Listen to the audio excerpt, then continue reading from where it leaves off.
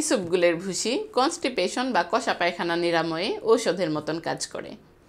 তবে এই ইসবগুলের ভুসি নিজেও কিন্তু কষার একটি কারণ হয়ে দাঁড়াতে পারে। আপনি যদি কষা পায়খানা দূর করার জন্য ইসবগুলের ভুসি খেতেই চান, তাহলে এর নির্দিষ্ট কিছু নিয়ম রয়েছে, সেটি আপনাকে জানতে হবে। প্রথমত, দিনে আপনি 1 থেকে 2 চা চামচ ইসবগুলের ভুসি খেতে পারেন। সেই ক্ষেত্রে অবশ্যই পূর্ণ 1 গ্লাস পানির সঙ্গে ভুসি মিশিয়ে সঙ্গে সঙ্গে খেয়ে ফেলতে হবে। কোনোভাবেই ভিজিয়ে অনেকক্ষণ রেখে দেওয়া যাবে না। এবং আরও ভালো ফলাফল পেতে আপনি খাবারের 30 মিনিট আগে ইসবগুলের ভুসি খেয়ে নিতে পারেন। মনে রাখবেন, এই ভুসি আপনার অন্ত্রে গিয়ে সেখান থেকে পানি অ্যাবজর্ব করে আপনার পায়খানাকে অনেক নরম করে শরীর থেকে বের করে দিবে। কিন্তু কোনো কারণে যদি আপনার শরীরে পানির ঘাটতি থেকে যায়, সেই ক্ষেত্রে কিন্তু এই ভুসি আপনার অন্ত্রে গিয়ে সেখানে দলা পাকিয়ে গিয়ে কষা পায়খানার আরও একটি কারণ হয়ে দাঁড়াবে।